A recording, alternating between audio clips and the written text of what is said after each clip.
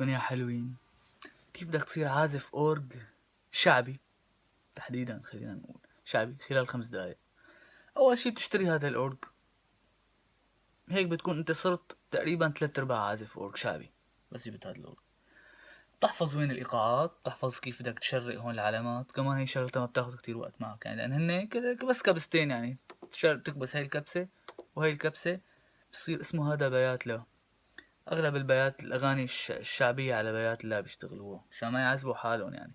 هلا اذا اجى مطرب بده ينزل طبقة، بده يطلع طبقة مثلا، بيقول لك انه اعطيني اياها من الصول، اعطيني اياها من الدو، اي ما في مشكلة. هون في كبستين هون اسمهم ترانسبوز، يعني مثلا ليك لاحظوا هلا انا كيف عم تلعب الطبقة بس انا عم حرك فوق، عرفت كيف؟ يعني هي بتنزل طبقات وبتطلعها مشان انت تحفظ الغنية من نفس القرنة، ما تعذب حالك تحفظها من غير مقام، لانه اصابيع يعني عازفين الشعبي بيحفظوها من هالقرنة. اذا بتقول اعطيني اياها من الصول ما عاد يعرف كيف، لانه هو حافظ العلامات، حفظ، ما في عنده ذاكرة، ما في عنده اذن، ما في عنده شيء، بس انه بده يعزف يعني، بس انه هيك بيعرف انه هدول هيك بينعزفوا.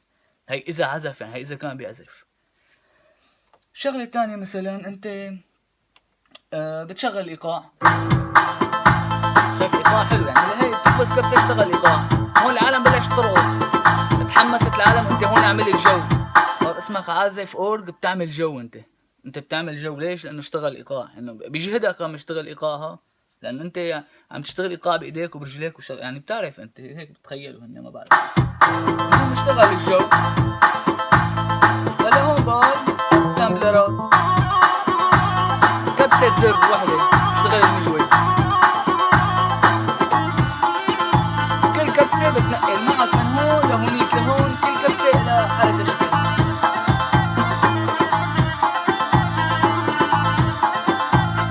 كل وحدة لها كبسة شكل. هلا إذا كان أنت هدول مانك قدران تحفظهم الكبسات شو هن، كمان ما في مشكلة، ما تعذب حالك، لأنه في عندك شي هون اسمه إنه الأورج بيعزف لحاله، ما ضروري أنت تعزف.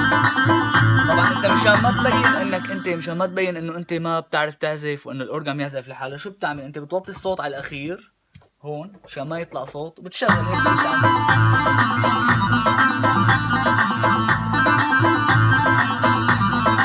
بتندمج. بعدين شو بتغيرها؟ لازم تندمج انت مشان تبين انك انت اللي عم تعزف، عم ترقص الجماهير والحشود الكادحة. خلصنا من هالقصة. يعني بتحفظ الايقاعات، بتحفظ المقام من هون، كيف بدك تنزل تطلع، شو هي الغنية. هلا في شغله تانية، هلا ممكن انت مثلا تقول لي انه في عزيفه طب عم يعزفوا نظامي هن، لك يا حبيبي هي بكل الاحوال كلياتها عباره عن 5 كبسات يعني ما يعني هدول الكبسات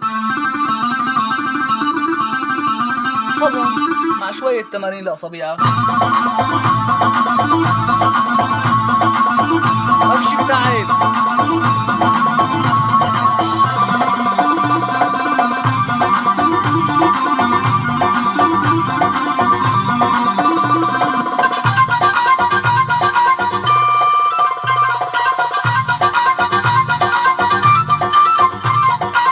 كمان يعني هي عبارة عن 5 كبسات، يعني إذا كتير شقت حالها هدول العلامات ال5 عندك، لا سي دو ري مي، وممكن تستخدم الصول يعني بالتشكيلات يعني كمان بتصير. المهم انه هي كل قصة الشعبي هي احفظ لك كم تشكيلة، احفظ لك كم شغلة، كم ظبطة. هلا انت قبل ما تحفظ الاورج لحاله بيشتغل، يعني فيك تمشي حالك كذا حفلة بدون ما تكون تعرف شيء انت ابدا بالموسيقى ولا تفقه اي شيء، الاورج بيمشي لك الحفلات. شكرا.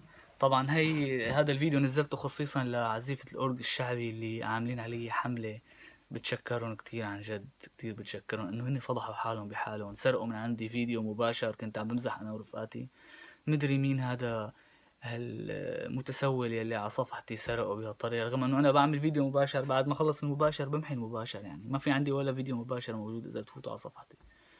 ف شكرا لهم وتحياتي. وطبعا في كتير دروس لسه، ممكن حط اسماء عزيفة اورج من دول اللي عم يتمسخروا علي وعم ينزلوا الفيديو تبعي اللي هن يعني اكتر من ايدهم اليمين ما بيعرفوا يستخدموا، يعني اذا بتقول له حط ايدك اليسار ما بيعرف. كمان في شغله تانية ما بيعرف شو هو الاكور، يعني في نسيت هي لكم عليها، بشغل هون الايقاع شو بيعمل؟ بيعمل هيك، بفكر انه اذا كبست انا هاي الكبسه هذا هو الاكور، بصير بيشتغل الاكور. يا حبيبي الاكور مو كبسه واحده، 3 كبسات، وكل ما تغيرت النغمه بدك تغير تلحق الاكورات، تلحق الغنيه لحتى يكون في لها روح. ومو كل عازف اورج، او مو كل عازف اورج قصدي، مو كل واحد جاب اورج صار يكتب لي مايسترو ما مايسترو كذا. اساسا كلمه مايسترو صار يعني كتير كتير مبهبطه يعني على هالعالم، ما في غير انه كله مايسترو، ما شاء الله كلهم مايسترو. المايسترو فلان الفلاني والمايسترو فلان. طب اذا انتم مايسترو يعني إلي العليا شو هو مثلا؟ يعني اذا انتم مايسترو إلي العليا مايسترو، انه هل من المنطق هذا الحكي؟ او احسان المنذر او هالعالم الكبار؟ بعدين عيب تقولوا انه يعني واحد بيقول انا بعزف اورج. هلا انا من جهتي انا بقول انا بعزف اورج، انا بعزف بيانو، بس كلمة انا عازف اورج كتير كبيرة، كتير كتير كبيرة، والها كتير تشعبات، انتبهوا عليها. وبقلب حفلاتكم خففوا لي من تبع الدق دق دح دح دح دح دح والهر. عيب، انتوا عم تتعاملوا مع شعب، مع عالم بقلب حفلة، مو مع قطيع غنم هر وما هر وكذا. وهالحركات هي تبعكم يعني هي كلياتنا بنعرف هي لمين بتنقال هي الحركات، الهر والدق دح دح دح والدح. يعني انا شخص شايف كذا راعي غنم هيك بتعامل مع الغنمات تبعه. فاحترموا العالم، حتى اللي عم تسمع او اللي بقلب حفلاتكم احترموها، وتعاملوا معها انها عالم عم تسمع موسيقى، خلينا نقول.